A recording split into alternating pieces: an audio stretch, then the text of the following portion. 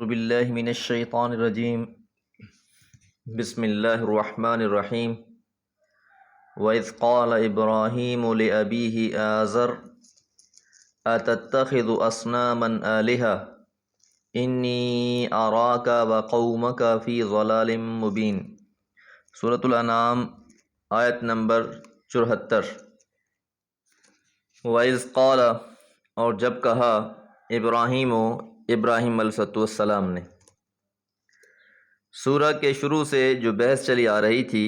یہاں آ کر وہ اپنے نقطہ عروج پر پہنچ گئی ہے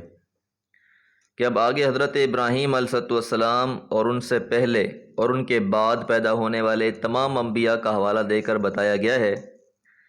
کہ ان سب کی دعوت یہی تھی جو پیغمبر علیہ السلام دے رہے ہیں، کیونکہ اہل مکہ کا دعویٰ یہ تھا کہ ہم تو اپنے باپ ابراہیم علیہ السلام کے دین پر عمل کرنے والے ہیں۔ تو دین ابراہیم کیا ہے اس کے بارے میں قرآن مجید وضاحت کر رہے ہیں کہ نبی حضرت ابراہیم علیہ السلام کا عقیدہ کیا تھا، ان کا عمل کیا تھا،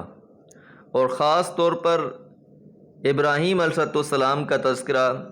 ایک لحاظ سے تو اہل مکہ کے لیے بھی بہت اہم تھا کہ اپنا جو سلسلہ نسب ہے ان کا وہ حضرت ابراہیم علیہ السلام تک بذریعہ اسماعیل علیہ السلام پہنچتا ہے، اور دوسرا یہود و نصارہ کے لیے بھی بڑی اہمیت کا حامل تھا، کیونکہ ان کا جو نسب نامہ ہے وہ حضرت اسحاق علیہ السلام سے حضرت ابراہیم علیہ السلام تک پہنچتا تھا، تو ہر لحاظ سے ان کی اہمیت بہت زیادہ ہے۔ وَإِذْ قَالَ إِبْرَاهِيمُ، جب کہا ابراہیم علیہ السلام نے، لِأَبِيهِ، اپنے والد سے، اپنے باپ سے، آزر اپنے والد آزر سے کہا۔ یہاں ایک بات ملحوظ رہے کہ یہودیوں کے ہاں اور عیسائیوں کے ہاں حضرت ابراہیم علیہ السلام کے والد کے بارے میں، ان کے نام کے بارے میں اختلاف تھا۔ بعض کتابوں نے اس کا نام آرخ لکھا، بعض نے تاریخ لکھا، بعض نے اس کے علاوہ بھی نام ذکر کیے ہیں کہ ان کا نام فلاں تھا۔ تو آزر حضرت ابراہیم علیہ السلام کے والد کا نام تھا۔ تورات کے عربی اور انگریزی ترجموں میں اور تالمود میں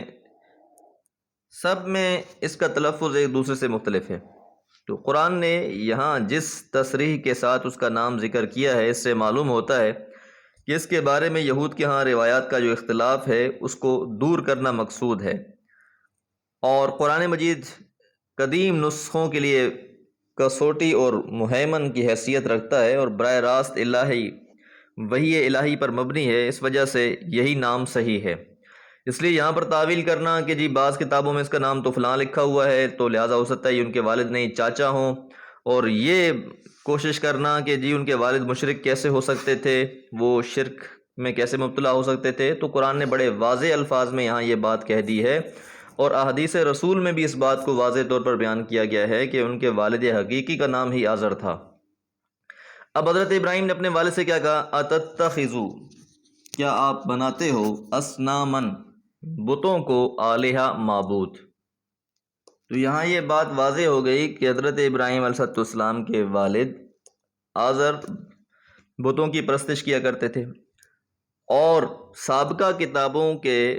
جو مذہبی کتابیں ہیں ان کے لٹریچر سے یہ بات معلوم ہوتی ہے کہ آزر صرف بت پرست نہیں تھا بلکہ بت گر اور بت فروش بھی تھے، اور ایسے حالات میں آزر کے گھر میں حضرت ابراہیم علیہ السلام کا پیدا ہونا اور باپ کے سارے کاروبار بت پرستی اور بت فروشی پر بیٹے ہی کے ہاتھوں ضرب کاری لگانا قدرت الہی کا ایک خاص کرشمہ ہے۔ تو قدرت الہی کا ایک کرشمہ دکھایا گیا ہے اس میں کہ حضرات انبیاء کی صداقت کی نشانیوں میں سے ایک نشانی یہ بھی ہے کہ انہوں نے جس حق کی دعوت دنیا کو دی ہے اس کی آذان سب سے پہلے ان کے کانوں میں دی ہے جو ان کے سب سے زیادہ قریبی تھے۔ تو آپ نے بھی اپنے والد کو یہ بات سمجھانا شروع کی کہ جو بت آپ لوگ بنا رہے ہیں، گھڑ رہے ہیں، اور جن کو رکھ کے آپ ان کی پوجا اور پرستش کر رہے ہیں، یہ اس لائق نہیں ہیں۔ انی، یقیناً میں، آرا کا دیکھتا ہوں تجھ کو، وقومک، اور آپ کی قوم کو، فی ضلال مبین، واضح گمراہی میں، کہ ایک اللہ کو چھوڑ کر ان بتوں کی پرستش کرنا یہ تو واضح گمراہی ہے۔ اور پھر حضرت ابراہیم علیہ السلام کا آگے وہ واقعہ کہ جس میں انہوں نے ان بتوں کو گھرا دیا، توڑ دیا۔ تو اصل مقصود سمجھانا اہل مکہ کو یہ تھا کہ حضرت ابراہیم علیہ السلام کا دین تو یہ ہے کہ وہ بت پرستی کو روکنے والے تھے، منع کرنے والے تھے، بتوں کو توڑنے والے تھے،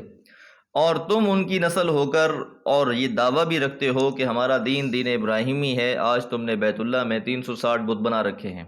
تو بہرحال مقصود وہی ہے کہ جس طرح ان کی قوم گمراہی میں مبتلا تھی، آج محمد الرسول اللہ صلی اللہ علیہ وسلم کی قوم بھی نزول قرآن کے زمانے میں گمراہی میں مبتلا ہے۔ تو اس لیے یہاں یہ بات واضح کی جا رہی ہے۔ اللہ سے دعا اللہ تعالیٰ قرآن فہمی کی توفیق عطا فرمائے۔ وما علیہ الا البلاغ۔